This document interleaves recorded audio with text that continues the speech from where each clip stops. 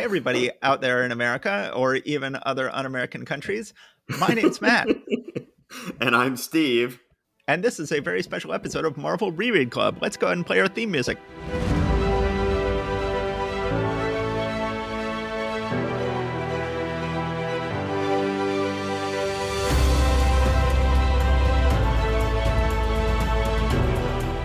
All right, everybody, welcome back. We have our very first special guest ever on Marvel Reread Club. We are welcoming a very special guest, a person who has written a very incredible book. We are welcoming Douglas Wolk. Welcome, Douglas. Good to be here. Thanks so much. Well, we invited you on the podcast. You're like, that sounds great. But isn't that exactly what they do on Marvel by the Month? And I'm like, I don't know. I've never heard of that. So then I looked it up and yeah, they do the exact same thing we do to a remarkable degree. And I had never heard of it, despite many attempts to Google to see if anybody else was doing this. And it turns out this is a very famous, well-known podcast, including it had several guests on there who I know, like Dan McCoy and Elliot Kalin, who are Facebook friends with me. And I post about our podcast all the time on Facebook. And you would think they would mention, dude, there's another podcast just exactly like yours. I think this means you have to have a misunderstanding fight and then team up and fight, like the Frightful Four. Yes. At first, we'll both arrive and go like, oh, we've been told that we would meet our worst enemies here. It must be you. And it's like, I was told I would meet my worst enemy here. It must be you. And then we'll fight for about 10 pages and then suddenly realize we've all been tricked. I think these days that's referred to as a Twitter beef. Yes, okay. Well, and of course that's not the only one. There's also Make Ours Marvel. So yeah, we're late to the game, but we do our best. There's always room for more. Always. Excellent. Yes, we're certainly not first. We may not be best, but we have our own unique perspective, I like to think. We do our own thing. So, Mr. Wolk, let's talk about your amazing book. Oh my God, we both read your book, and it is a hell of a thing, man. You did a lot of work. So why don't you tell us about your amazing achievement that you did for this book? So All of the Marvels is a book about reading all 27,000 Marvel superhero comics published from 1961 onward as a single narrative, as one gigantic 500,000 page plus story that has been going on for 60 years and has at every turn reflected the culture of the world that made it and the world it was born into. So it's very much so. And it's a guide for the perplexed. I try to be a tour guide to the giant Marvel story. It's not detailed synopses of everything in it. It's more like, these are not even the highlights. These are some trailheads, some interesting pathways, some ways to explore this enormous story, not chronologically, not going in any particular order, just wandering and going where curiosity leads you. Now, so obviously, we are chronological people here at Marvel Reread Club. Right. And I've described how with my son, I'm like, hey, my 5-year-old son, I'd like to interest you in comics. I'd like to interest you in Marvel comics. And he's like, okay, Dad, what are you going to do? And I'm like, well, let's read some Marvel comics, which is to say, let's read every single Marvel comic in order from the beginning. And so that's what we started doing when my son was 5 and he is now 7 and we're in 1968. Now, this is the thing, roughly, that my son proposed to me when he was 10 years old. Mm-hmm. And I talk about this a little bit in the book. He and I had read comics together since he was small, but never superhero comics because, that's what my dad likes, which, he's right. That's I do. But when he was about 10, he realized, this is a complicated system. This is the kind of complicated system I like, and said, hey, Dad, let's read all the Marvel comics in continuity order, not publication order, the order the events happen to the characters. I was like, okay, this is great. This will last a week. It'll be a fun week we have together, but he's 10. Well, interest will last a week. And 3 months later, he had read about up to 1968 and was like, Dad, I'm much more interested in the modern crossover era, in so many words. So that's when we started, reading Civil War together and Secret Invasion, and then going on from there. And he and my wife and I still read an issue together every night. Oh, wow. All three of you gather around? Are you snuggle up, all three of you? We all snuggle up on the couch, and at the moment, So I have a podcast of my own.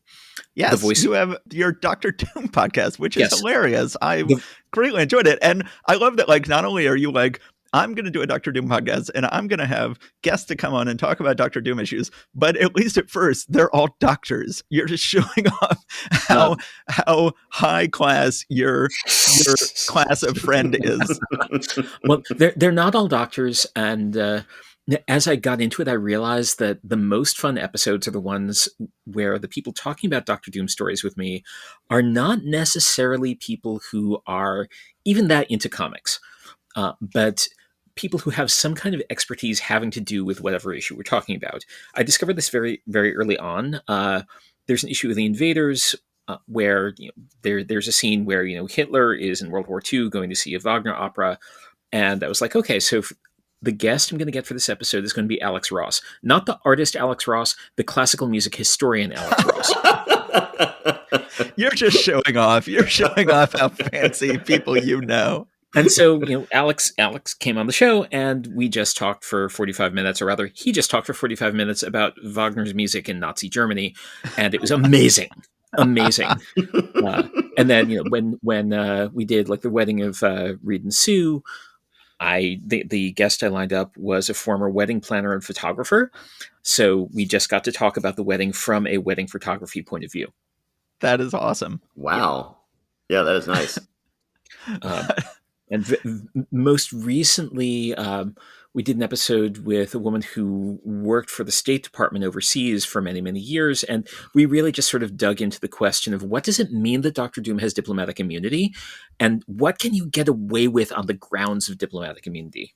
Yes. Well, one of my all-time favorite Marvel panels, and I'm sure you have an epic list of your own favorite Marvel panels taken out of context, but it's from an episode of Supervillain Team Up where I forget, is it Doctor Doom is working with Henry Kissinger, who is there on panel, and Henry Kissinger has just intervened and told the Fantastic Four that because of diplomatic immunity, they're not allowed to arrest Doom. And one of them is saying, like, I don't think Henry Kissinger is entirely on the up and up here, or something like that. Henry Kissinger actually also shows up during Jack Kirby's Captain America run. Yes. He was a popular guy. He got around. And he was an actual like Marvel villain in real life. He had the accent we all imagine Doctor Doom to have. I imagine Doom's voice is a little more resonant, a little deeper. I always put a little like reverb and pitch it down a few steps whenever I read a line of his dialogue. Yes, I have my own. There are so many Eastern European villains in the early days of Marvel Comics, and I try to, like, when I read the Harry Potter books to my kids, I had a different voice for all 200 characters, and when I pretty much have kept that up for Marvel Comics, and Impressive. but inevitably you get so many Eastern European villains that I sort of have a go-to Eastern European voice, and Doctor Doom is a little more aristocratic than the Executioner or your other average Eastern European villains. So he's got a little bit of distinctness, but just a little bit. Nice. But so this is just an absolutely mind-boggling thing you have done. The sheer quantity of it. At what point did you sell your book proposal? Did you go like, this would be a fun thing to do, but not if I'm not going to get paid for it. Let me see if I can sell a book proposal and then I'll get started. Or did you go ahead and get started and then go like, oh man, I'd better go ahead and turn this into a book in order to justify this insane project I've started? Oh, I mean, at the point when I realized, okay, I kind of want to read them all, I thought, this sounds like a book proposal. I should pitch it as one to make sure if I'm reading everything as opposed to like just reading what I'm reading with my kid or reading what I'm reading normally, I want to make sure I'm getting paid for it. Yes. Because this could take a long while. And, it is a stunt. It is, it's Stephen Merritt writing 69 love songs. It's, it's the year of living biblically or whatever. But it was also a way to have access to this gigantic story. And yes. So when you undertook this project, were you thinking, well, I've already been reading Marvel Comics for much of my life, so I can already bank all of that stuff that I've read and just read the stuff that you haven't read yet? Or were you going back and saying, no, starting with this project, I am going to read everything from this point? I did decide, like, okay, I can count as read stuff that I've read already if I remember it really well, if I remember it really comprehensively. And then I realized, like, oh, but if I remember it really well, I probably want to read it again. So you I kind didn't of trip just myself up. Yeah. so you actually, from the initiation of this project, you ended up reading all of it all over again. Not all of it, but a great deal of it. Yeah. And some of it was great. It was like getting to read all the Claremont X-Men stuff over again was Mm. fantastic. Everything that I read changed while I was away from it. Yes. And because I'd changed and because I'd read other things. And I think there was a period, like there's like a couple of David Michelini and Bob Layton issues of Iron Man that I remember reading going like, I remember this story beat for beat. This is exactly like I remember it. This hasn't changed at all to me. That's weird. Yeah. I remember at one point going back when I was a young man and rewatching the Star Trek The Next Generation pilot and going like, okay, this originally aired when I was like a freshman in high school, and this is the first thing I've ever rewatched as an adult that I feel Right. the exact same way about as an adult that I felt about as a kid. So I can sort of chart the beginning of my grown mind. And so now I can say, okay, anything I read after the age of 14, I can now say, okay, I've encountered that with an adult mind. I've encountered that, with a mind where it's not necessarily going to be colored by kid glasses. But also, rereading all of the Bendis Avengers stuff, like when you read that stuff in one sitting back to back instead of, strung along month to month, it reads really differently. And Yes. it's really, really fun. I should also say, like, I did not read these things in any order. Yes. I grazed. I read whatever I felt like reading on any given day. And occasionally I would read like a big patch of something. And occasionally I would just, like, okay, I'll read some stuff from this particular month, and then I'll read some stuff by this artist, and then I'll read whatever comics I can find that have midnight in them. Midnight, the master of kung fu villain, who then later also fought the Silver Surfer because Yeah. writers like to reuse the same characters, even And when also, Steve like, Englehart is at first writing Master of Kung Fu and later writing Silver Surfer, and it's like, oh, I'll bring back the same fedora wearing kung fu fighting bad guy, except for now he's in exactly, outer who had space. also had like a solo story in an Iron Man annual for no reason at all. But so I was reading all, like, whatever, and I had a giant spreadsheet because I'd gone to mikesamazingworld.com and I downloaded the spreadsheet of everything, and I was crossing stuff off the spreadsheet as I read it, and then at a certain point I realized, oh, there's a big patch of this spreadsheet that I've been avoiding, haven't I? Which is how I ended up locking myself into an apartment for 11 days with a case of protein drinks and 30 years of Punisher comics. Which you don't talk about much in the book. So let's talk about, I'm sure the hardest part of you writing this book was deciding what to talk about and what not to talk about. If you read all of these comics, you then had to go like, but I'm not going to talk about 95% of them in this book. And so you begin with a long chapter on the Fantastic Four, which makes sense as you sort of jump around and go through 60 years of Fantastic Four comics. Then you do Thor. Okay, that makes perfect sense. But then you don't go through all of the Marvel canonical heroes. You don't go through all of the biggest heroes. Like, for instance, you don't do Hulk. And I'm wondering, was there a Hulk chapter that eventually fell away or got abandoned halfway through being written? Or did you decide right up front, I'm not going to do Hulk? I didn't decide right up front I wasn't going to do Hulk, and I never actually wrote a Hulk chapter because by the time I got into it, Immortal Hulk was happening, and I was so into Immortal Hulk that I just wanted to leave it alone and let that happen. But there are a lot of chapters that got cut. I basically wrote this book twice. I read it the first time and turned it into my editor, and then realized, oh, this is terrible. Oh, no. This book is terrible. This book, it is just me talking to the inside of my head. It does not communicate. It is not fun. It needs to be fun. It needs to be lighter than air. It needs to be a thing that can be read for pleasure, even if you're not interested in these comics. Yeah. And then I just had to go back and start from the beginning. I scrapped like 85 or 90% of what I had. Oh, my God. Wow. And started over. And then it ended up taking a really, really, really long time. Did you have a deadline? Had you contracted to turn the book in at a certain point? I and had then just contracted blew it? I had contracted to turn it in. I turned it in, and my editor was like, "I hate to break it to you, but this is not good." Oh, okay. So it wasn't just you. You were not just telling your editor this is not good. Your editor was also telling you this was not good. My editor was also telling me this is not good, and I went back and was like, Yeah, he's right. And I was like, okay, you know what? I need to make this good. He said, great, take as long as you like. I know you can make it good. And then I just worked and worked and workshopped and threw out stuff and added stuff. I mean, the first version of the book did not, like, the X-Men chapter was like 2 pages. Oh my gosh. It was bad. It was me just kind of dodging, engaging with this thing I had to engage with. There's a couple of things that I cut out of it that are taking on a different life now. There was a chapter that was a completely fictitious history of Marvel in the 60s and 70s. It's kind of a sister to a chapter that's in there, but the idea was that, okay, this is a history based on the idea that the breakthrough comic of 1961, aesthetically and commercially, was not Fantastic Four #1, but Linda Carter, Student Nurse. Yes. And what happens if Marvel pours all of its creative energies for the next 10 years into doing comics about teenage girls and young professional women? Right. And that ended up being, like, I printed it up as a chapbook and it got mailed out as a bonus to everybody who ordered a copy from my favorite local comic store. Oh, nice. Books with Pictures in Portland, Oregon. Amazing, amazing store. That's great. There's a chapter about, like, my 11 days of intense Punisher that I actually printed up and sold as a bonus thing. I just did like a tour of California and Nevada, and so I sold the tour stops on that. And subscribers to my Patreon are also going to get mailed a copy of that as an end of year thing. Oh, that's awesome. I should do that. You know, we've been meaning to start a Patreon for this podcast. I'm starting, I think, this week, a Patreon for my other podcast, and we're trying to go like, oh, what do we have for giveaway? I've totally got stuff for my new book that I cut, and I'm like, oh yeah, that would be awesome. I should give that away. So let me just wait. Okay, important details here. What is your other podcast and what is your new book?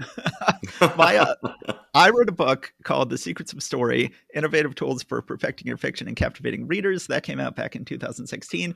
That then spun off into the Secrets of Story podcast. And the book has been very successful. The podcast has been very successful. And I have been very gratified by the success of both. And I have a follow-up book coming out in April called The Secrets of Character, Writing Heroes That Anyone Will Love. And I will be talking about that on this podcast and on my other podcasts. And I am now a Penguin Random House author like yourself. I started off, my first book was published by Writer's Digest, which then went out of business, but then got bought up by Penguin Random House. So suddenly I found myself to be an author for a much bigger publishing house than I had started with. High five, PRH nice. Bros. Yeah, often when your publisher goes out of business, that means that, oh, my book is out of print now, and I guess I'm going to be a self-published author from now on. And I am a very, very negative person who thought that for a second, and then I'm like, no, I'm going to actually hope for the best this time. I'm going to actually assume that the best is going to happen. And then we found out a couple weeks later that we were all getting bought out by Penguin Random House, who was going to publish our books now, and Sweet. We were all very happy. Yeah. But yes, so that's what I'm working on. But let me just say what I should have said at the beginning here, which is that you're just a fantastic writer. And, you know, as someone who also has the job of going through all of Marvel Comics and saying what I think about them, I went ahead and read your book. And unlike me, you get paid to do this. And I'm like, oh, right. I sort of felt like in that episode of The Simpsons where they're fighting the robots and Marge is ripping open a robot. And then suddenly she turns to Homer and she says, Homer, see all these wires inside the robots? That's why these work and your robot didn't. And I felt like while reading your book, like, oh, see all these wires? This is why your book works and my book doesn't. Or this is why your book works and my podcast doesn't.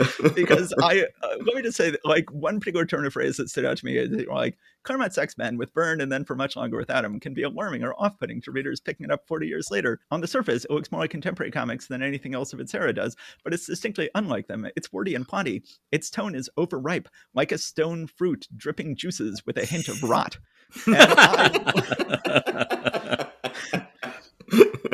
I love that line. I love so many of your lines. Thank you so much. You know, you have really written the hell out of this, and you've really given a lot of thought to it and done the sort of work that we sort of can't do on our podcast because we are not being selective like you are. We are getting hit by every page of every issue as it comes and don't have time to be as thoughtful or turn phrases that wonderfully. Thank you. I don't know what to say, but I'm just gonna sit here and blush real hard. Oh, good. Good. So So let's talk about.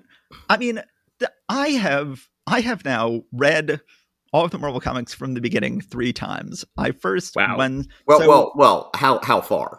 no, okay, yeah. Let me rephrase that. I have read all Marvel comics from the beginning to some point in the 60s Okay. 3 times. First, I did it when I first got. So, I've been pretty open on this podcast about the fact that I started doing all this long before Marvel Unlimited existed. Right. So I went Wow. ahead and I downloaded off Right. BitTorrent every Marvel comic. And because at the time there was no other way to do it, Right. I bought the essentials. I mean, I was spending money, I was giving them money however I could, Hey. but there was no other way to do this. And I was like, it's all on BitTorrent. I'm going to do it. I'm going to read everything. And I started reading everything, and I read pretty far. And then later, I wanted to read them to my son. So I read them to my son. And like I said, we're up to 1968. And then now I'm doing it with my brother. So this is my third time through. I have never gotten anywhere close to doing all of the 70s, all of the 80s, all of the 90s. I did a tremendous amount of the 80s at the time. I can certainly tell you that. Yes. But the closest thing I've ever done to what you did, certainly in terms of the scope, is before the Infinity movies came out, before Infinity War came out, I said, I want to reread the entire Marvel Cosmic Saga. Wow. So I made a file. Well, nothing like you've done, but I made a file, and I'm like, at first I'm like, I want to read all the Starlin comics, and I'm like, no, because I absolutely love like the Englehart Kree Skrull War. I'm like, okay, so I got to put the original Kree Skrull War in there, and the Englehart Kree Skrull War before we get to the Starlin Silver Surfer comics, and then it just kept growing and growing and growing. I'm like, well, I should read every Galactus comic, and I should read every Galactus Herald comic, so I should include all of that. Okay. And I should, and then eventually got to the point where it's like, okay, I'm going to pretty much include all of Fantastic Four. And then I'm like, okay, and I'm going to also include, I eventually realized I have to include all the Hickman stuff, which I hadn't read. And that I realized the Marvel, you sort of get into this. And I'm sure it was tempting for you to just end your book with Secret Wars #9, with Secret Wars second series #9, which is very much like a conclusion of the entire Marvel saga. Right. And at some point you decided not to do that. You just go a little bit past it. What was that decision like? So that decision, stop. So nominally I stopped with Marvel Legacy, which is where the Richards family comes back. It's like, okay, that's a nice place. I knew I was going to have to stop somewhere. I knew I wanted to not have to read any more past some point where I would never ever catch up. Yes. But then I kept reading past there anyway. But I didn't feel compelled to read everything. But I mean, I still, I read all of the Quico and X-Men stuff every single week as soon as it comes out. I absolutely love those. But that seemed like a reasonable stopping place. And there was a point at which, fairly early in the book, I did a history of the Marvel Universe in 45 minutes lecture at that store, Books with Pictures. And I decided, like, okay, let's decide that there are 5 major protagonists for the Marvel story. Let's arbitrarily pick the 5 protagonists. And one of them had to be Franklin Richards. And given that seemed like a good stopping place. And they ended up just kind of sticking with that. But really, like, when I started reading, I discovered that, like, a lot of the stuff I had initially ruled out was super, super interesting. The romance comics are fascinating. Mm-hmm. Because you start off by saying, like, oh, there's certain comics I won't be covering at all. I won't be covering the romance. I won't be covering these. And then it becomes pretty clear as you read the book, like, oh, no, you read a ton of that stuff. Yeah, you read the monster comics. You read the romance comics. I did manage to avoid Conan. And I did manage to avoid most of the Westerns. The Westerns are actually a giant blind spot for me. Like, for some reason, I cannot tell them apart. Mm-hmm. Yes. I can't tell the characters apart. I can't. They're just something in my brain refuses to process Westerns. I don't know why. I don't know if it's Westerns in general, but I mean, I haven't made much of an attempt at the Marvel Westerns, but I really have been unable to differentiate much of anything in them. They're, well, they're all kids with guns. Doug Wildley did work that was really fantastic. So he did Rawhide Kid, I want to say. And he then later went on to do a lot of Johnny Quest comics. He went on to do a lot of work for other people. So, I know his Rio, which is lovely. But, yes, Rio is just a gorgeous comic. And so he got started on Marvel Comics. And then he became really infuriated that they just kept running his 18 issues he did over and over again. And then they would just start reprinting them again. And of course, he wouldn't get paid anymore for the other things. But so when I did a small fraction of what you did, but when I ended up reading what ended up being probably about 500 issues of this Marvel Cosmic Saga, starting with Fantastic Four #1 and ending with Secret Wars second series number 9 and covering all of the cosmic comics is Wow. that I just found it to be really hard to deal with the darkening of the Marvel universe as I went. And like you get to Jonathan Hickman's New Avengers and they realize, this is a 50 issue storyline. And I think there just should never be a 50 issue storyline. It is a long storyline. All of these modern storylines are so long. And in the first issue of this 50 issue storyline, New Avengers number 1, they find out, there's these other universes. They're going to try to merge with us in a style that is very much like Crisis on Infinite Earths. And these other universes are going to try to merge with us, and that will destroy us. So we should probably just commit genocide and destroy these other universes. And they have already gotten so far along this thought in the very first issue of this 50 issue storyline that Captain America, Iron Man has already occurred to Iron Man and the other members of the Illuminati. Captain America has already said, I have figured out what you're thinking. I'm going to stop you. And then they wipe Captain America's memory. And that happens at the end of the first issue of the storyline. And I'm like going, how dark have we gotten if they are already assuming at the end of the first issue that they're going to be engaging in genocide to solve their problems? And I just found it very hard to take. And very, like I've said before on this podcast, that really to me, in terms of the Marvel Universe getting darker, the real turning point for me is the first appearance of the Illuminati is when they originally show up and they're like, we have to stop the Hulk. We have to send the Hulk to another planet because he's killed 5,000 people.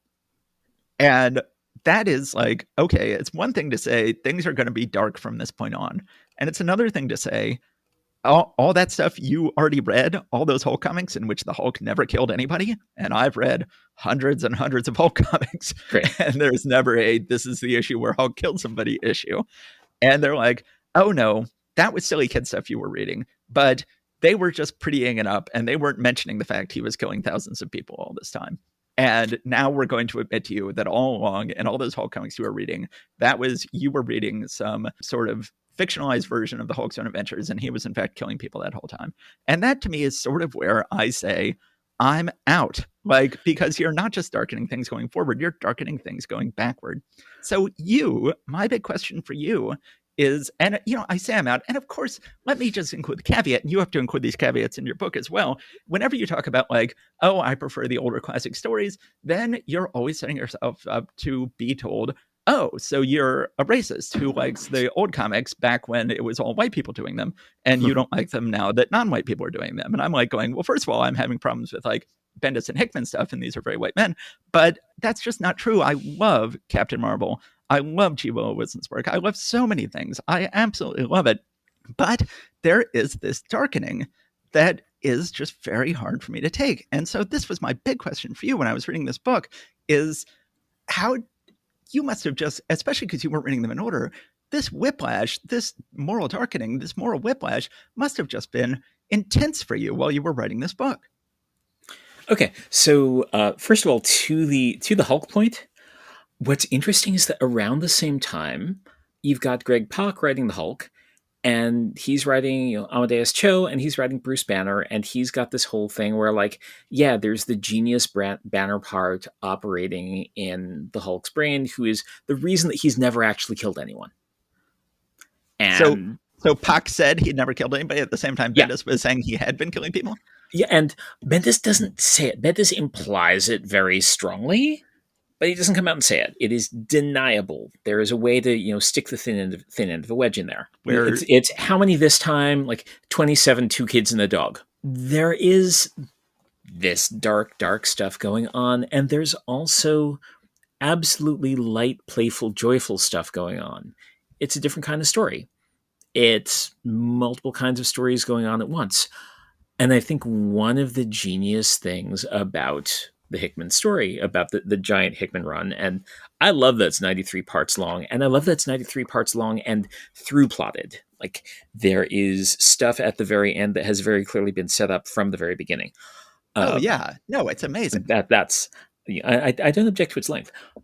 But what he does is that he finds, like, yeah, this is what these characters have in them and have had in them all along. And the really interesting thing about the like, okay, yeah, let's maybe make some doomsday weapons, is that over and over and over again in the New Avengers side of the story, there are reasons why they don't have to be genocidal. They don't have to trigger their doomsday weapons. There's always somebody else who takes care of that for them, or some way that they manage to get out of it until they don't. Yes.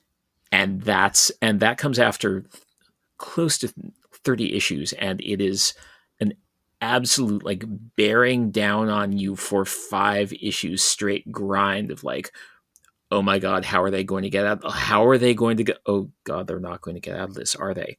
And that's an amazing effect. It is not something that's kind of imposed on them out of the blue. It builds and builds and builds to it in ways that are totally consistent with the characters as we've known them for 60 years. So that is a shocking claim. You were making a big claim. You're saying that all of these different writers writing for all of these different years are writing in a way that is morally consistent with each other, which, I have not found. I find it really hard to read what I consider to be one 60-year storyline.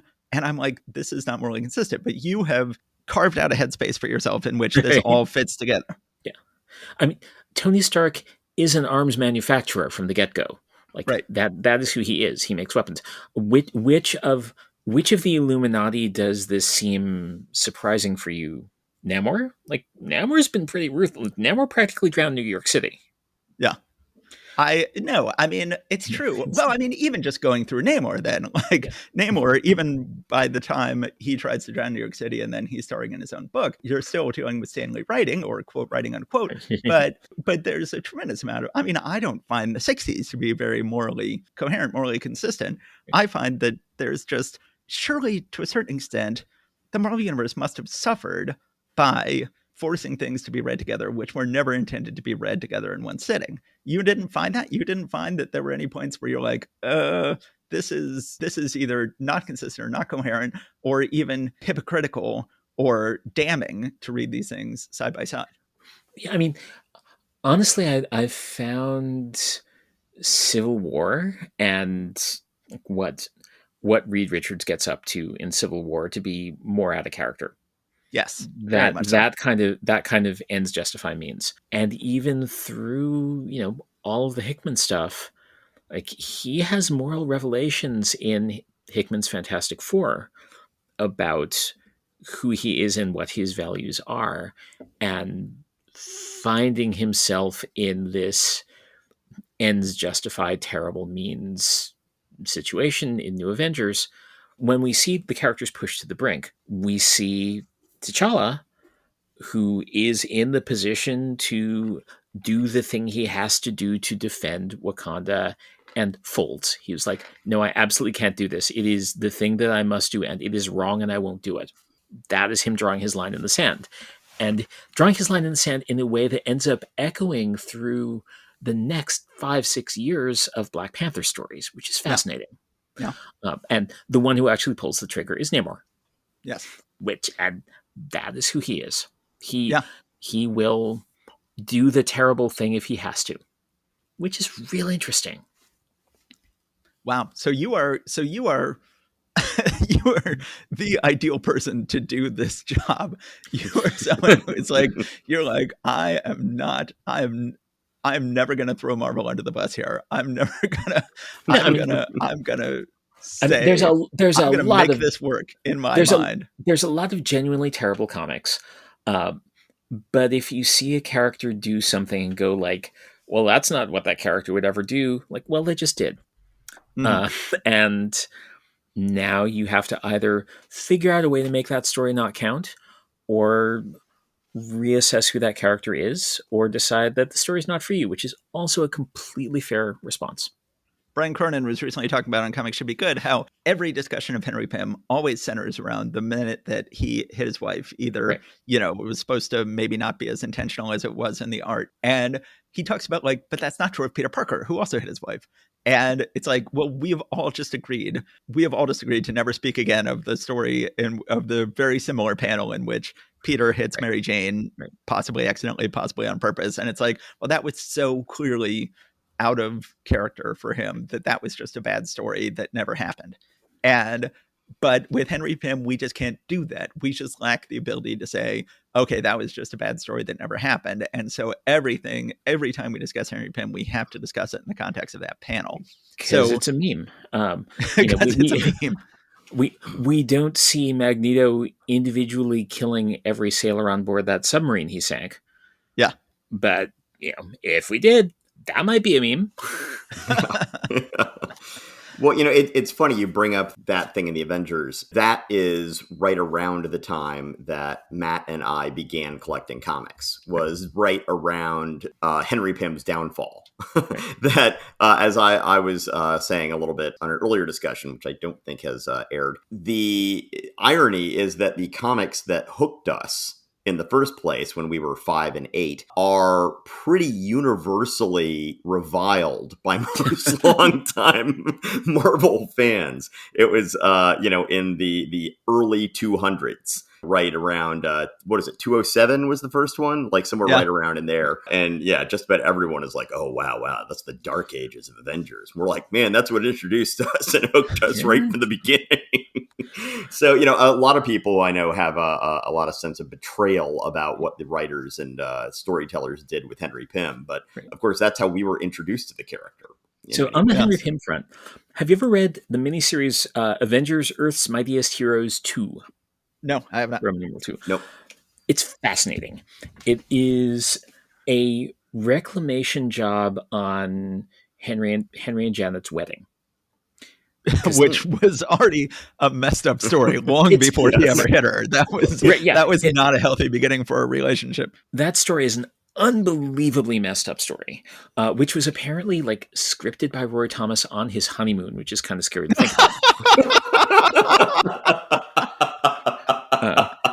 So wow. So this, as a brief recap for our listeners at home, this character we've quote never seen before, called Yellow Jacket, shows up, roughs up Jarvis, starts beating up the Avengers, claims that he has murdered Henry Pym, and demands to be admitted to the Avengers, and then grabs Jan and kisses her and demands that she marry him. And then they get married the next issue, and at the end of which he's revealed to have been Henry Pym all along.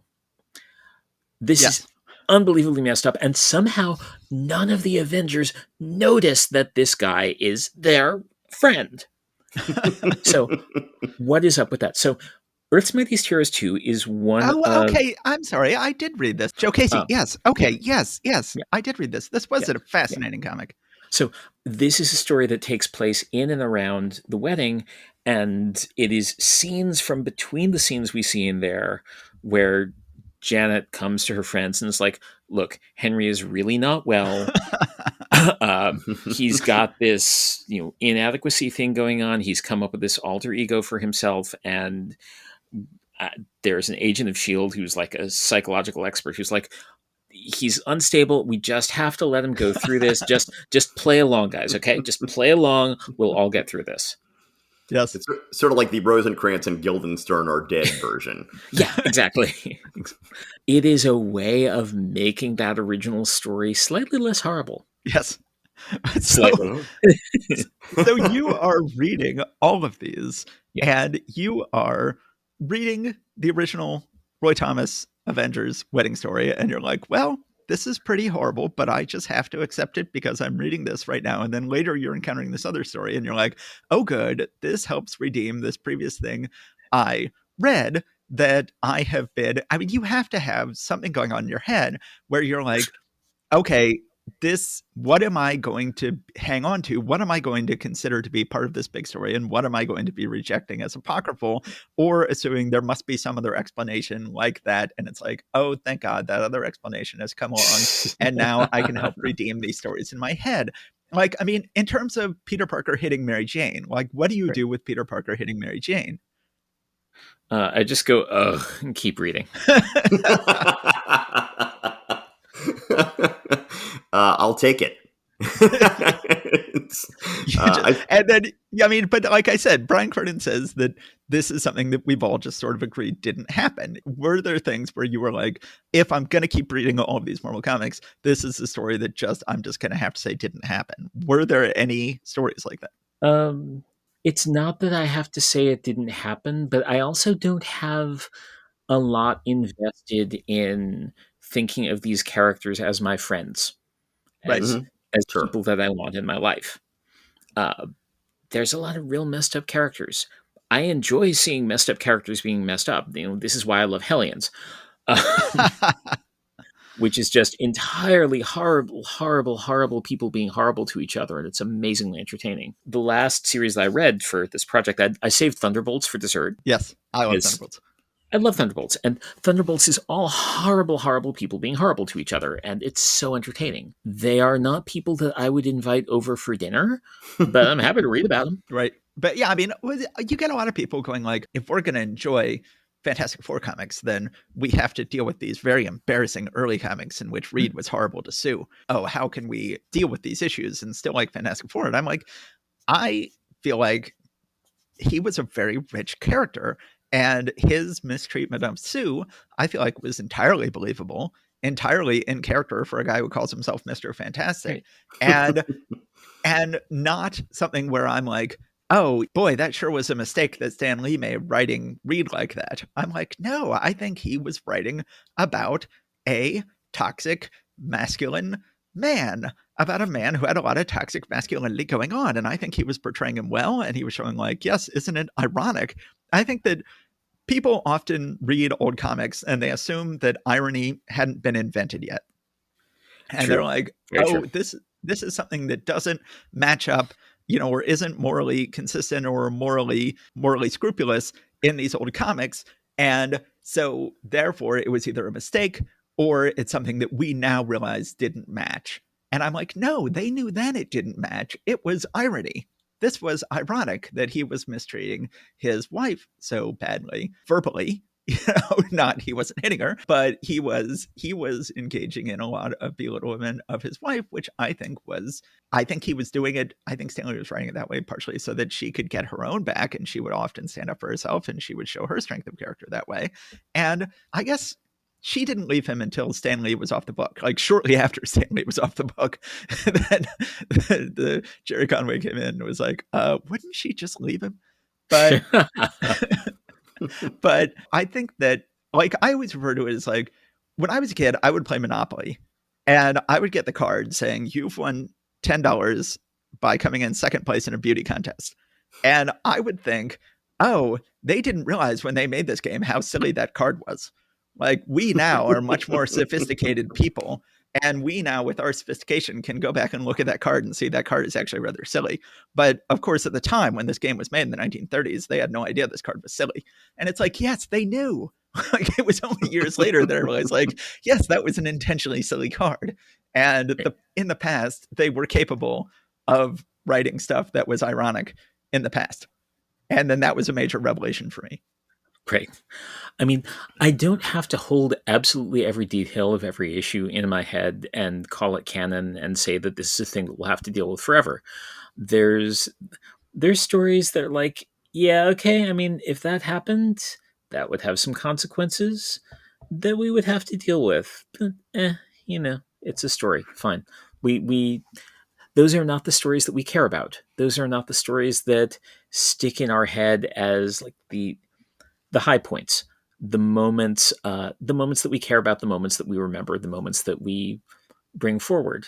Yeah. Those moments are telling as cultural artifacts. I don't think they are necessarily like the pivotal moments of the big story. Well, I mean, whenever anybody does what you do, or to a lesser extent what we do, then you always have to ask the question of art versus artifact. To what degree do I see this as art, and to what degree do I see this as artifact? To what degree do I see like, oh, this is a fascinating window into what people were thinking about in 1962, or this is a piece of art that was created that still should speak to me today in somewhat the way that its creator originally intended it for it to speak to me. And when you sold your book to Penguin Random House, did they have any questions for you about like, wait a second, are you going to be talking about these books as artifacts, or are you going to be talking about these books as art? No, they actually had nothing like that. All they cared about was that I talked about them like interestingly and entertainingly.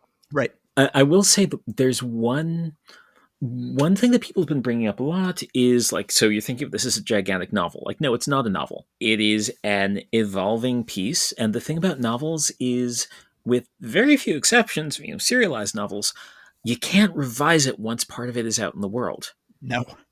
Every part is just improvised from what is before it. You can't realize a few years in, like, oh, this is the shape of the thing, and I need to change the earlier parts to be part of that shape.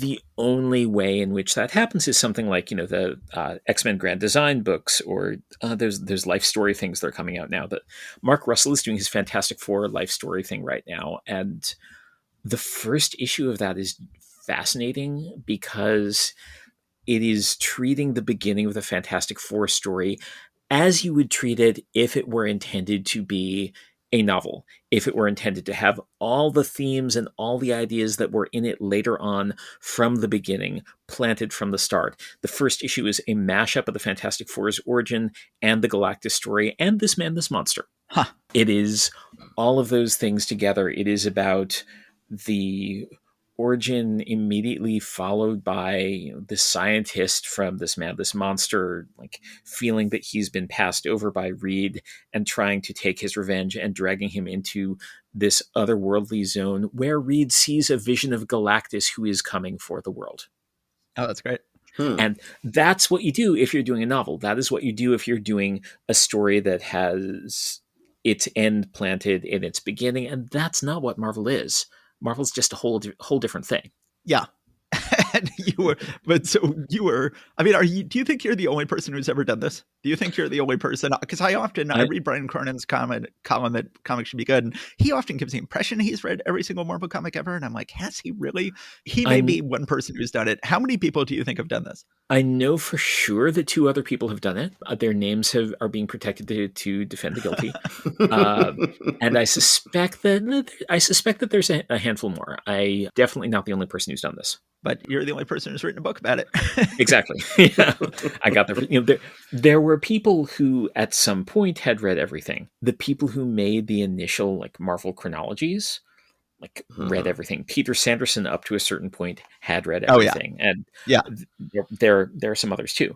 But I read a book. Other people have not yet written books. If somebody else writes a book, I will be first in line to buy it because I would love to see some other takes. Well, there's so much. I just can't believe your self-control to read all of these comics when you would only be able to write about 5% of them.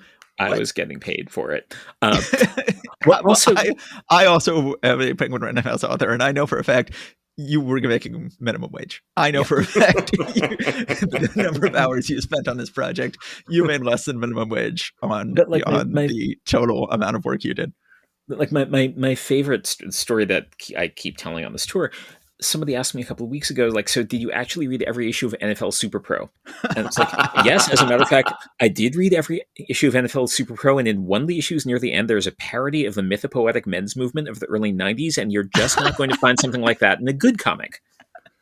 Wow.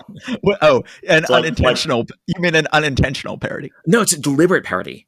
Oh my God. Yeah. The whole Iron John thing, exactly, that sort of stuff? Exactly.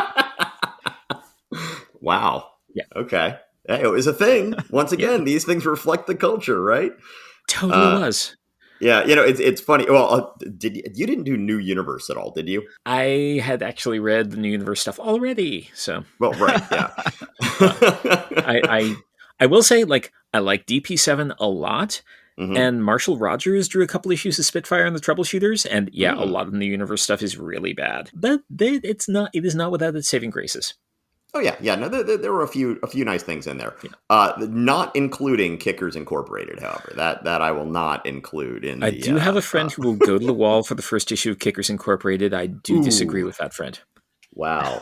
Yeah, I don't believe I would have said that out loud. So, but one thing you were saying about the Matt, you were talking about the art versus artifact thing. It's funny. That's sort of where I live. Personally, is right at the intersection between art and artifact. I was a history major in college, and I had meant to major in art and, become a cartoonist, but then I forgot and I ended up majoring in history by accident. So in my senior year, I was like, oh, wait, I've been studying medieval history. What am I doing? I need to get back to comics, but I'm already a history major. So I ended up writing a thesis on New Yorker cartoons in the 1920s. Oh, wow. What really got me about that, what hooked me, was and I'm sorry, we're getting off topic here, but we can cut this if need be later. In the way that I love, please continue. Okay, so my mom had a collection of the best New Yorker cartoons of the first 25 years. And it was grouped in 5-year groups. So you had a chapter of cartoons from 1925 to 1930, from 1930 to 35, 35 to 40. And I found this utterly fascinating, both in terms of art and artifact, in that I love New Yorker cartoons, right? And but what it really did was how are you going to learn about how people were in a time better than if you figure out what makes them laugh, and not in the grand sort of but no, just sort of like, what little thing's going to make them laugh. And the one that really hooked me was a cartoon by a woman named Alice Harvey, who is pretty obscure. Like, I wanted to do more about her, but she drops off the face of the earth. But you saw a young man and a young woman flirting with each other. The guy is moving in. She is like all looking kind of demure. And then a couple of old matrons are sitting on a porch. And one of them says to the other one, "Isn't that cute? They're talking about sex." And this was, from like 1928 or something like that. And that just blew my mind. And then there's a whole bunch of other stuff I ended up going into with that. There's one where it's like two coal miners and then the phone's ringing and the other one says the other, "It's Mrs. Roosevelt calling." And I'm like, okay, there was clearly a whole deal going on here where she was like talking about reaching out to coal miners or something like that. Oh yeah, there's all sorts of stuff like that in there. That's really just fascinating. Anyway, but a bit of a digression, but just talking about art versus artifact, that I do not make much of a differentiation there. If you can mash those two together, that's my sweet spot. Well, we had to sort of decide on this podcast to what degree we would be talking about these comics as art and artifact. And one of the reasons we're talking about the comics we are is because we wanted to do something where it could be both. We didn't want to, we talked about just doing like a Marvel Cinematic Universe podcast or something, but then it would just be us geeking out and being fanboys. We had to have something where we could sort of talk about it as like set ourselves apart from these things so we could make some fun out of it. We couldn't make enough fun out of the Marvel Cinematic Universe, and we had to be able to make some fun. Right. Yeah, and the distance from it in time helps a lot with that. I mean, I'm sure that the comics coming out right now, if we look at in 10 years, we're going to go like, oh my God, those comics are so 2021. Oh, those poor people, those poor traumatized people. Look at the comics they were making. I'm real curious to see what it looks like with a little bit of distance. Yeah. My other podcast, my co-host James Kennedy hates all things Marvel. And he, people were telling him, you got to watch WandaVision. You got to watch WandaVision. You'll love it. And so then he went ahead and watched WandaVision and he liked the first couple of episodes. But then when it cut to Darcy and Jimmy Woo in modern day dealing with these things, he was like, they're doing this first episode and they're saying, oh, wasn't TV silly in the 50s? And then, oh, wasn't TV silly in the 60s? And wasn't TV silly in the 70s? And then we cut to these modern day characters dealing with modern day Marvel Cinematic Universe type stuff. And I'm supposed to not be saying, oh, don't things, isn't storytelling ridiculous now? Yeah. Like, we're supposed to suddenly stop saying, isn't this storytelling ridiculous? Because I consider this storytelling to be the most ridiculous of all. Because he just hates this stuff. He just hates the Marvel Cinematic Universe. And he hated WandaVision because it brought in that element. And it's like, well, yeah, you've got to, I certainly have said to my daughter, she has a very hard time dealing with anything old that has any sort of morality that we don't approve of today. Right. And she's like, oh, how could they not have known? How could they not have known how horrible this stuff would look later? And I'm like going, so do you realize, Lily, that at some point there could be a shift on eating meat where people are going to say, eating meat is wrong. It was always wrong. We've undergone a cultural shift. And now we're all vegetarians now. And when we look at old art in which they were eating meat, we're just horrified. And it's going to be the same sort of thing where we're like, we read stuff involving slavery now, and we're like, oh, how could this work have condoned slavery? And didn't they know slavery was wrong? And it's like, well, everybody loved slavery at the time, going, no, they didn't. There were all these abolitionists at the time. There were all these people saying slavery was wrong. Why weren't they listening to them? It's like, well, abolitionists were a radical 5% of America. And it's going to be the exact same thing with meat, where we could end up in the same way with meat, where it's like, well, everybody was eating meat at the time. Everybody thought it was fine. It's like, well, there were vegetarians, weren't there? Just like there were abolitionists in the 19th century, there were vegetarians in the 20th century who were saying this was wrong. Why weren't you listening to them? And it really sort of blew my daughter's mind when she's like, wait, what? And I'm like saying, it could happen, man. There are going to be moral changes in our lifetime, maybe not in my lifetime, but in your lifetime, where things you're doing now will just seem unconscionable later on. Yeah. Okay. So what month are you up to in the podcast normally? May 1963, I believe. May 1963. Okay. As the 60s go on, you are going to see changes in the attitude toward the war in Vietnam that are fascinating. Mm-hmm. Oh yeah. And it's going to seem like that just from distance of a couple of years, from the perspective of 1968. How could we have thought that in 1963? Yes. Right. Where were we coming from? And where that comes in more than anything else is in Patsy Walker and Patsy and Heidi. Wow. How so? Buzz Baxter graduates from high school and goes off to the army. And then 6 months later, he comes back and he is traumatized. Oh Something my gosh. horrible has happened. He breaks off his engagement with Patsy. He can't even talk to her. He won't even see her. Oh my gosh. Yeah. That's amazing. And this isn't Patsy and Hebe and Patsy Walker. And these are comics you swore you wouldn't read. So if you're encountering all this amazing stuff in the comics you swore you wouldn't read. No, I mean, Patsy Walker and Patsy and Heidi are full on in the Marvel universe. They are mapped in there a little bit later. It is a little bit of gerrymandering. Patsy becomes Hellcat. Right. And right. But they're part of the story. Like that, those plot lines more or less continue into when she shows up in Defenders. Yes. Yeah, well, and then Buzz Baxter becomes a villain. Exactly. Yeah, and those Defenders issues were right during our youth, our salad days as Marvel fans, and so we were first introduced to Patsy Walker as Hellcat. Right. So then later we had to learn, like, wait, what? There was a silly girl comic with what? Yeah. You mean the woman who's now married to the son of Satan? Yes. Was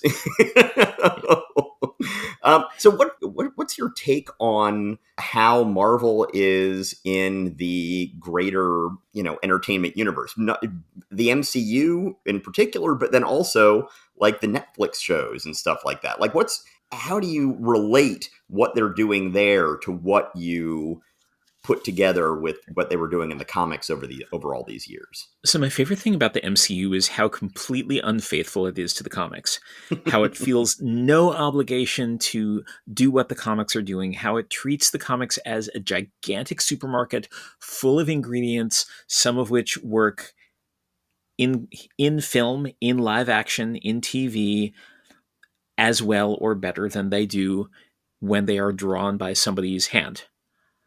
And that's great. And it means that they are devoted most of all to like doing something that's really entertaining and diverting and moving and interesting for the eyes and works as a movie. If when they pick up little Easter eggy stuff from the comics, that's fine. That is entertaining. I love spotting those. It was fun to go to Shang-Chi and see like a little mention of golden daggers. Shang-Chi the movie is real different from Master of Kung Fu the comic. It's very different. It's very different. It's also really good. Yeah. And it drew the thing from the comics that translates to an interesting movie that works in the context of 2021 and doesn't require the massive amount of backstory it would take to salvage all of the British Secret Service stuff, which is a lot of what I love about Master of Kung Fu, but it works just great as a movie. I actually have my one big critique of Shang-Chi as a movie is that there are two huge structural problems that could have solved each other. What's that? Can I digress into this for a sec? Oh, by all means, please do. Okay. This is more along Matt's lines of his other podcast here. Let's go ahead and bring this in. There are two structural problems.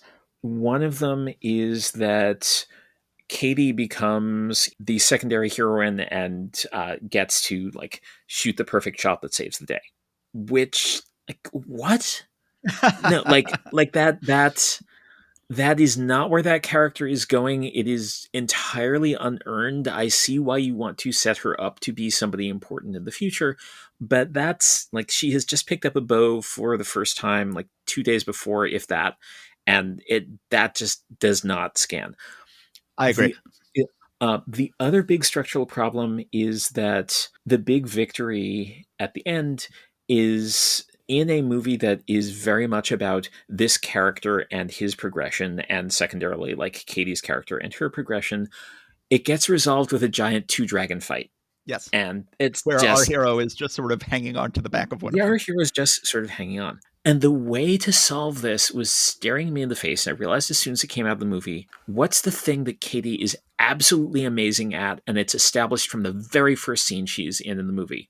She's an incredible driver.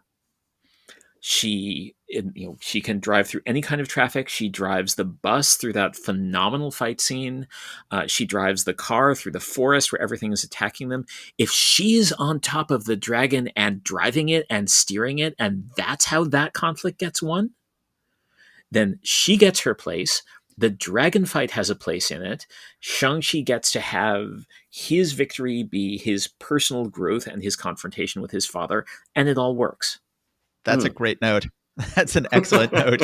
I agree. Those were two big issues that I had with that movie. Yeah. And that they didn't. Let me just say, I just love your Master of Kung Fu chapter. I would say of the 25 Marvel movies, the only one where I said afterwards, I wish this was more faithful to the comics was Shang-Chi.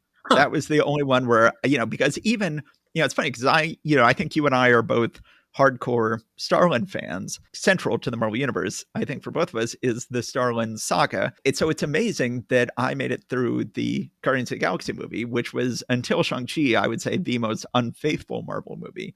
And I was like, yes, I'm willing to deal with the fact that this movie is just balling up most of Jim Starlin's work and throwing it in the trash can to a certain extent. And, it's like, well, we really liked when Drax was dumb for a couple of years in the 90s. So let's just go ahead and make that Drax. And let's go ahead and do these various things we're doing. And I loved it. I loved this movie, Guardians of the Galaxy, that completely rewrote the comics and just cherry picked a few things from them. But then I saw Shang-Chi and I'm like, I just love those Mensch Galassi issues so much. And then also Mensch Sek and also Mensch Day. And I had absolutely no contact with this movie. I don't watch trailers. I don't read reviews. I had no idea what was going to happen. So I went into this movie expecting him to be going on missions for the British Secret Service. And I was very disappointed that he wasn't. And it was really much more of an Iron Fist movie than a Master of Kung Fu movie, because we've got this hidden city in China that you can't find except for by mystical means. And we've got dueling dragons that live there. And it's like, well, this is all Iron Fist. This has nothing to do with Master of Kung Fu. And I was like, I think this is a good Iron Fist movie, but man, I miss Blackjack Tar. I miss the British Secret Service. I realized that you can't do Dennis Nayland Smith. I realized you can't do Fu Manchu, but I was very excited when they announced they were going to do a Shang-Chi movie, because I'm like, oh, Marvel's going to have their own James Bond now. We're going to have the Marvel version of James Bond. And right. I love James Bond. I love Marvel. And I was just really looking forward to merging the two. And you could tell that your book had to be rewritten to, this is one of the few places in your book where you say, like, I had to rewrite this chapter. Yeah. Because you're like, you've been building up to your whole Master of Kung Fu chapter going like, this will never be in a movie. They're never going to make a Master of Kung Fu movie, but I think these comics are worth reading. And then you sort of had to tack on an addendum going like, actually they are. Yeah. They're making a movie of it. Okay. You know where the last place that Blackjack Tar and Leica Wu showed up was? Where is that? This delighted me. There is a Shang-Chi Little Golden book that came out a few months ago. And there's a page of it where like, yep, that's Blackjack Tar and that's Leica. There they are. That's so funny. I loved Awkwafina. I thought she was great. I thought she was a wonderful addition to that movie. But I miss Leica Wu. I just love Leica Wu so much. Yeah, well, one of the things that I was thinking going in the lead up to Shang-Chi was, And, when I saw that it completely diverged and was almost had no relation to the original whatever, I was like, okay, I'm fine with that, largely because I don't know if there's, I just kept on going into it thinking, how is there any credible way for them to do a Master of Kung Fu Shang-Chi movie in a world in which Hong Kong is being crushed by China and no longer has any more relation to Britain? And, it's just like, and that Marvel has to cater to the Chinese market with all of this stuff. How are you going to pull this off in any credible way? And I think the only real credible way to do it would just be to say, we're just throwing that out and doing something else entirely.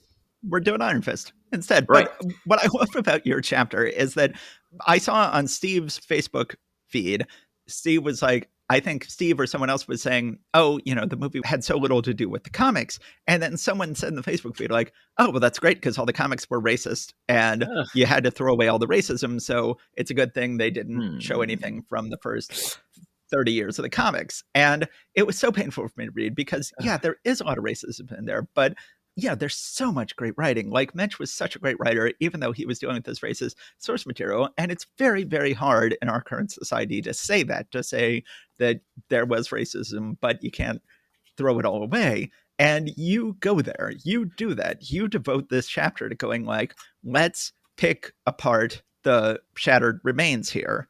And let's go ahead and condemn the racism full-throatedly and condemn, the fact that Fu Manchu was colored in this horrible pale piss yellow. And, there were all these horrible things about those Mensch comics.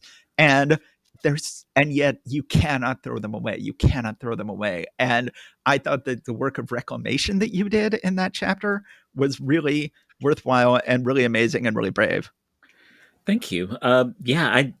I had a lot of fun writing that chapter. I also really struggled with that chapter and focusing on the letter columns and the way that that there was a dialogue in that comic between the creators and the readers who were really invested in the story and were also really invested in convincing the creators to get it right. That's fascinating to me. And that these letters got printed in the comic itself. And that was an ongoing dialogue, and it changed the course of the story. That's amazing. That was amazing. I love that you found those, and it's how you do it. It's how you sort of redeem this. You had to find some sort of evidence that Mensch was thinking about these things, and that was where you found your evidence. And we got to talk to William Wu, who's fantastic. Yes, you actually tracked down their number one Asian American letter writer, and you track him down and interview him today. He was not hard to track down. Like he is a pretty well-known, very successful writer and just an absolutely terrific guy. Yes, I love reading the old letters columns, and especially when you find all these people who then appeared later. And I was reading one of the things I'm doing that is similar to what you're doing is I'm currently reading 3 Thor sagas at the same time. I'm reading because I'm reading with Steve. We're reading the Thor comics from 1963. With my son, I'm reading the Thor comics from 1968. And then I'm always reading a major project. I try to read the comics before they appear in the MCU. So I'm currently, my big project for the next 6 months is I'm trying to read every Thor comic. So I'm reading the Thor comics I haven't read. So I'm currently in the Mensch issues. Speaking of Mensch, certainly Mensch does not code himself in glory when he writes Thor. No. And that's just not a good match. I mean, I just can't even see Mensch writing a good Thor. I mean, I love Mensch. Don't get me wrong. He's fantastic. But that just does not sound like a good match. No, it is not. And then Mensch leaves Master Kung Fu and Thor at the same time, and they replace him with Alan Zelentis on both books. So clearly they thought these 2 books had the same sensibility. But at one point I'm reading it, and they're talking about Roy Thomas is writing the book, and Kurt Busiek writes in, and it's like going, oh, Roy Thomas, you're doing such a good job on Thor. I wish you hadn't wasted all your time on Conan. No one can write that stupid character well. And of course, Kurt Busiek ended up having an acclaimed many-year run on Conan. I also love the letter that young Walt Simonson wrote into Tales to Astonish, saying like, Gene Colan's really good, but I really think his stuff is getting a little too stylized. Oh, young Walt, let me tell you a thing or two. Yeah. I had a double laugh on that one, because at first I was like, oh, saying that about Gene Colan. Then I'm like, oh, wait, Walt Simonson saying that about Gene Colan. Well, that was one of the places. I mean, obviously, anybody reading your book who is at all familiar with these comics is going to go like, but as they read. And I happened to be, while I was reading your book, I was reading it as I'm working my way through all the Thors, the Len Wein, Walter Simonson Thor issues. And you were like, oh, Simonson had earlier been on Thor and it hadn't been a memorable era for the book or something like that. And I'm like, I love this era. I absolutely love the Wein Simonson. I tend to always think that Wein does a better job than he's remembered as doing. And it was such a joy for me to discover those. And then I got to the much more sort of acclaimed Thomas Buscemi that comes after it. And I'm like going, okay, Thomas on Thor is basically the well, actually guy. He's like, well, actually, Thor is supposed to be red-haired and have a beard. And actually, Loki has a wife. And actually this. and I thought the Wein Simonson absolutely should be acclaimed and was a worthy forerunner to Simonson's later run on the book as writer and artist, which I'm greatly looking forward to now. Wein is just such an amazing idea guy. Like, he is. Panel for panel, like the actual text, like does not often do a lot for me, aside from like Swamp Thing and stuff. But just in terms of the characters he could come up with and just say so much about them so quickly, like really, he was really, really interesting that way. So X-Men is sort of the ideal situation for you, where Wein creates the whole thing and then hands it off to another Claremont, who is not quite as good with the creating the characters, but really great at fleshing them out. Yes. Yeah. A perfect combo. Yeah. Well, I am greatly looking forward to it. I think that once Marvel takes over X-Men, I keep meaning to do a complete reread. So just reading your book just really gave me a lot of courage in terms of like, I need to do a lot more of doing what you do instead of doing what I'm doing with my brother and doing what I'm doing with my son, reading every comic in order. And just, I would love to just do what I'm doing now with Thor. And I've been meaning to do the massive mutant reread. Wow. At some point here soon, stopping at the end of the Claremont. You can't go past the end of Claremont. Beyond that way lies madness. And then take a deep breath, go for a walk, and then plunge into the Grant Morrison period. Yes, just jump from Claremont to Morrison. Yeah. Okay. Well, let's see. Let me go through my notes and see if there was anything else I want to talk about. Worst comes to worst, I can sing the theme song. What theme song? I wrote a theme song for the book. I actually brought my ukulele and played it on tour. Oh, we must hear this. Please, get out your ukulele. All right, play your theme song. Give me just a second. I will pull it up. I will. It may take a moment to tune, but let's see. Oh, wait, it's in tune. I was toting my short box up the stairway to my storage space when the ghost of Stanley appeared and got right up in my face. He said, "Howdy, true believer." I said, "Smiley, get thee gone. If you presented it, I've read it. You've got nothing left to sell me on." He said, "Of course I do, Effendi. Let me have a look." I said, "Nope, I've read through every Marvel superhero book. I read every one, Stan. I read every one, Stan. It was mostly fun, Stan. Shared them with my son, Stan. Comics by the ton, Stan. I read every one. I read Gamma Core, Psi-Force, Omega Flight, Valkyrie, Vision, Vote, Loki, Venom, Space Knight, Nick Fury, Jessica Jones, Luke Cage, Jubilee, Spider-Man, Reptilian Rage, Monsters on the Prowl, and Creatures on the Loose, The Amazing Spider-Man Fights Substance Abuse, and I read every one, Stan. I read every one, Stan. It was mostly fun, Stan. Shared them with my son, Stan. Comics by the ton, Stan. I read every one. I read Strange Tales, Marvel Tales of Suspense, Punisher and Wolverine, Damaging Evidence, Tomb of Darkness, Crypt, Shadows, Chamber of Chills, White Tiger, Widowmaker, Winter Soldier, Winter Kills, Codename Spitfire, Firestar Blaze, Annihilation, Damnation, Ant-Man, Last Days. I read every one, Stan. I read every one, Stan. It was mostly fun, Stan. Shared them with my son, Stan. Comics by the ton, Stan. I read every one. I read U.S. Agent, Captain Britain, X-Men, Captain Universe, Dr. Spectrum, Dr. Strange, Linda Card, Student Nurse, Bloodseed, Bloodstone, Blood and Glory, Blink, Blade, Inferno, and He-Man, The Infinity Crusade, Hercules, Prince of Power, Chaos War, Chaos King, Wonder Man, Giant-Sized Man Thing. I read every one, Stan. I read every one, Stan. It was mostly fun, Stan. Shared them with my son, Stan. Comics by the ton, Stan. I read every one. I read Dominic Fortune, Domino, Hot Shots, Mighty Thor, Mystic Mosaic, Magic, Micronauts, Rom Rogue, Royal Runes, Rocket Raccoon, Marvel Now, Point One, Deadpool, Too Soon, Thor Core, Marvel's Captain Marvel, and Cal 4, 15 Love, Fantastic Four, 1, 2, 3, 4. I read everyone, Stan. I read everyone, Stan. It was mostly fun, Stan. Share them with my son, Stan. Comics by the ton, Stan. I read everyone. I read each and everyone. I read everyone.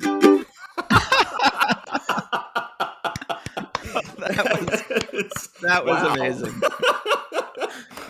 Yeah, well, we did not deserve that. Did you do that when you were out on the road? Did you bring your? My friend who I was traveling with and I brought our ukuleles. We did the beginning of every stop. So That's awesome. That's amazing. Have you done that on a podcast yet, or is this the podcast debut? This is the only time I've actually done that on a podcast. Oh, wow. Okay. Yeah. So we're honored. Thank you. That is wonderful. Well, Mr. Wolk, Douglas, this has been fantastic. You are our first ever guest. I feel like we're in awe of the work you did and of the writing that you actually did to do it, because it's one thing to have an idea for a book and it's one thing to do the work for a book, but if you can't write it, and oh my God, I can't believe you rewrote the whole book from scratch, then there's no point. But we just greatly appreciate you coming on. Thank you so much. It's a pleasure. Okay, well, Steve, do you have anything else to say? No, nothing worth saying. So, but just thank you very much for coming on board, dropping by and saying hi on our humble little podcast here. Thank you so much. Okay. All right. Well, I guess that this has been a special one-off episode. Thanks so much for coming on. We will, and we'll see everybody at home soon.